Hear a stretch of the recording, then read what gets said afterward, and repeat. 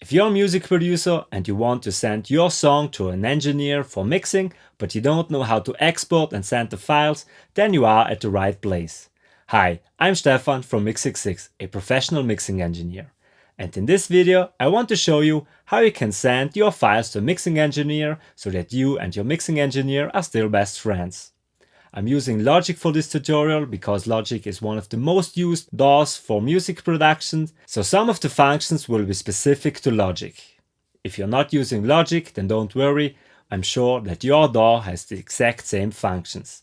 Maybe they are called differently and maybe you need some workarounds, but I'm sure that the underlying principle is the same and you can get the same results also with a different DAW. Also here, google.com is your best friend, so if you're not sure how to do a specific step from this tutorial in your DAW, then I'm pretty sure a quick Google search will help you. And now let's open Logic and see how it's done. So here we have a session of a song, and the very first thing that you want to make sure before you send your files to a mixing engineer is that all of your files are cleaned up and labeled properly. So we go through all the tracks, label them properly so the mixing engineer knows exactly what the track is, and then we will also check if there are some unused items on the track. So let's start with the drums. K in is kick drum in, so we'll name it kick in. K out, kick out. SNT is snare top, snare bottom, and so on. Now while you are labeling and checking your tracks, you also want to mute the tracks that you don't want to send to the mixing engineer. So for example, here we have a MIDI drum track, still from the demo days, so we will mute this because we want to send the real recorded drums to the mixing engineer. The same is here for the bass, where we have a MIDI bass, but down here we have the recorded bass. Also this gets labeled properly. And so on for the remaining tracks. I recommend to give a specific name, but don't put too much detail in them. When labeling your tracks, please give them meaningful names. What I mean by that is, for example, if your guitar player is called Andy and he has recorded through a Fender amp with a Shure SM57, please don't call the track Andy Fender SM57 because the mixing engineer will not know what you mean by that. If you call this track just Guitar 1 or Guitar Intro, Guitar Solo, whatever it is, it has much more meaning to the mixing engineer. For example, here I called the track Rhythm Left Intro 1 during the recording, but I can just write Guitar Intro, and the mixing engineer will know immediately when he pulls this track into his DAW what this track is. Same for the rhythms, we can call them Guitar Rhythm 1 and Guitar Rhythm 2. You could also name them left and right. Let's move fast forward.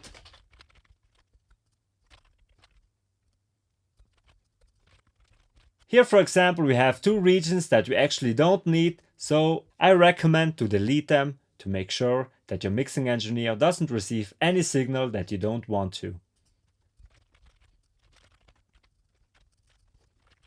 Okay, so now we have labeled all of our tracks properly, we cleaned up the tracks, and we also muted the tracks that we don't want to send to the mixing engineer. The next thing that we want to do is to export our current file to a rough mix. The rough mix is very important for the mixing engineer because the rough mix gives the mixing engineer an idea of how we intended our production. To do that, we will select the region that we want to export. Please remember to always leave some space at the beginning, and then we go to File, Export, Selection as Audio File. We can give it our own name, so Song Title, Rough Mix. And as you can see in your Logic project, there is a own folder creator with bounces. You could also create a new folder with Song Title, Files for Mixing Engineer. Choose the cycle section and hit export.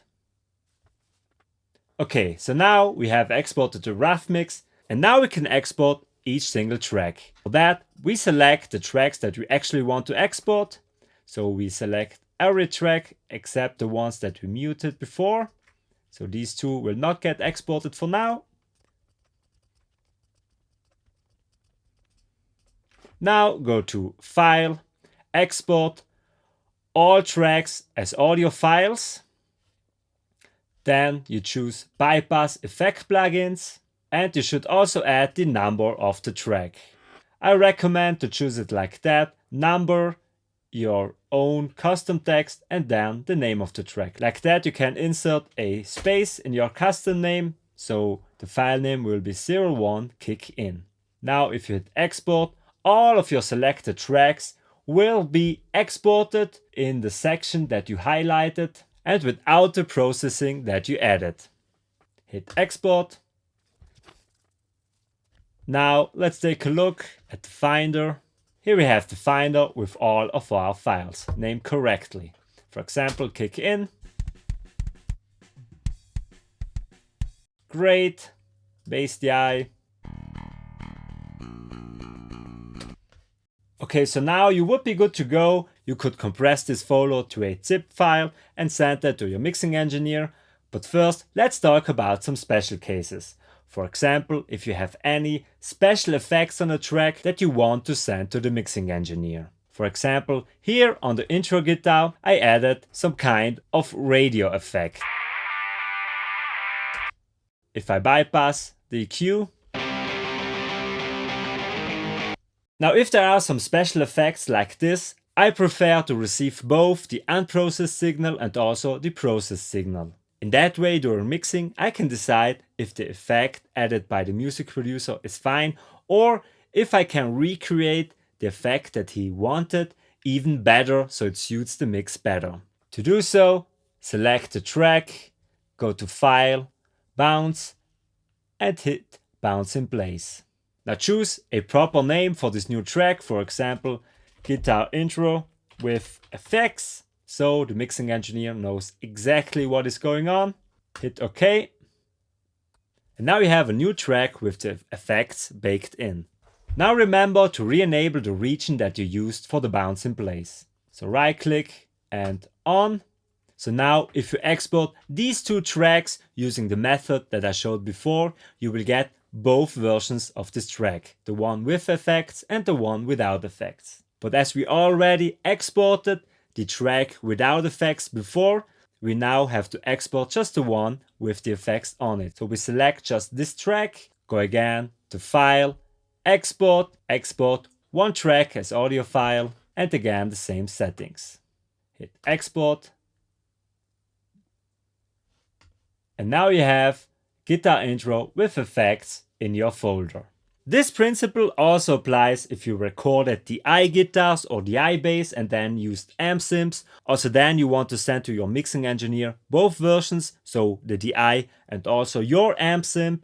In that way the mixing engineer can choose to use your sound, or he can take the DI and create an even better sound using his amp sims. And also if you are using plugins for pitch and timing corrections that are not native to the DAW. So let's take Logic as an example. If you are using flex pitch for your vocal tuning, then the changes you are doing here will be baked into the signal that you are exporting. So you don't have to do anything. But if you are loading an external plugin on it, for example, Melodyne, then you will also need to bounce this track in place and export that afterwards. This will make sure that the mixing engineer receives the fully edited track. And now let's move on to the last special case, and that is if you are using MIDI instruments. Now if you are using synths or something like that, then you can just send the audio to your mixing engineer. But if you are using MIDI for instruments that should resemble real instruments, for example drums, bass or piano, then I recommend to send MIDI and audio files to your mixing engineer. Also here it is the same with the special effects or the DI tracks of your guitar. If you are sending the MIDI and the audio file to your mixing engineer, then he can decide which sounds best for your song. Maybe he has even better drum samplers, so he can create a better drum sound if you send him the MIDI. Or it could also be that you invested a lot of time in finding the perfect drum sampler for your song, and in that case, it would be better to send your mixing engineer the audio tracks. So let's take a short look how to do that. Now, for example, here we have a drum MIDI and a bass MIDI. Be sure to name also the MIDI tracks properly. So this is drum MIDI and this is bass MIDI. And now if you want to export these as audio files, we just select both and do as I showed you before. So file, export tracks as audio files. But if you want to export the MIDI, you go to File, Export, Selection as MIDI file. Then go to the folder you created for the export, name it Song Title MIDI, save, and then you have exported also the MIDIs. So now your mixing engineer has the full flexibility to create the best mix possible. Now, one important thing is missing. Nowadays, a lot of people use MIDI drums also for the final recordings. If you are using MIDI drums, but you don't want the mixing engineer to use his own drum sampler, but to start with your sounds that you created using your drum sampler, then we need to do a few extra steps. Because if you just select your MIDI track with the drums on them and you export them with the normal export track as audio file, your mixing engineer will receive just a stereo file of your drums and not all the individual tracks. And of course, this will compromise the quality of your drum sound. Let's do this for example. We choose our drum MIDI track, go to Export, Track as audio file, export them. So now in our folder we have the drum MIDI wave with the stereo drums on them.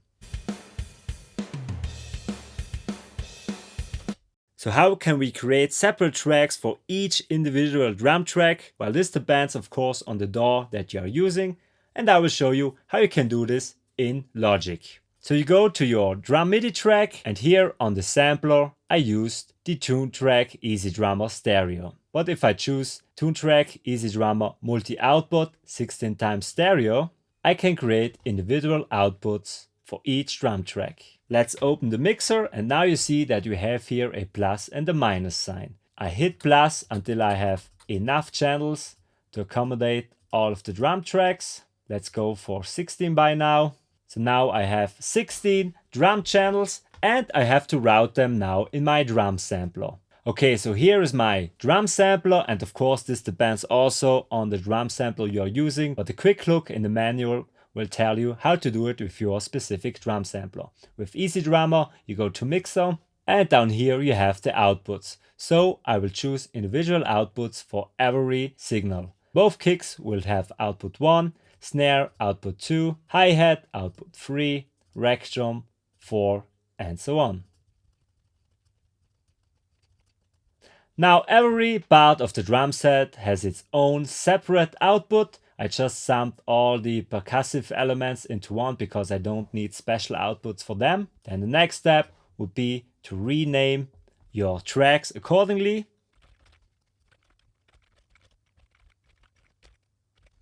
Okay, so now everything is labeled properly. Now there are two auxes too much. I can get rid of them by clicking minus. Perfect. Now we have individual tracks that are named properly. Let's take a look. If I solo the snare drum, I hear only the snare drum. Now to export our drum tracks as individual tracks, we just have to select one of the drum tracks, go to File, Export one track as audio file, and here you have the multi-output software instrument functions. Choose here one file per channel strip, hit Export, and if we take a look at the Finder, we have all the individual tracks of our drum sampler. Now you see that they are labeled in a strange way. This is because I labeled the main track where our drum sampler sits kick drum, so you shouldn't use kick drum for that. It would have been better to call this drums MIDI and add another aux with the kick drum, and then in our routing choose kick drum output 15. So if I export this now, so select one of the tracks, File, Export one track as audio file, multi-output software instrument, one file per channel strip, and hit export. Now the files are labeled properly. So now we have all the files in our folder, the live drums, the MIDI drums, bass DI, guitar intro with effects, the rough mix and also the MIDI file. So now we can send this folder to the mixing engineer. The last thing that we need to do is to give this folder a name so that the mixing engineer has all the necessary informations. So I would name it song title dash the BPM. So this was 200 BPM slash 48 for the sample rate. So it was 48 kilohertz and the bit depth should be 24 bits. Now you can compress this into a zip file. There you go, and now you can send this relatively small zip file to your mixing engineer. I hope you have learned something today and please subscribe to this channel for more music production tips.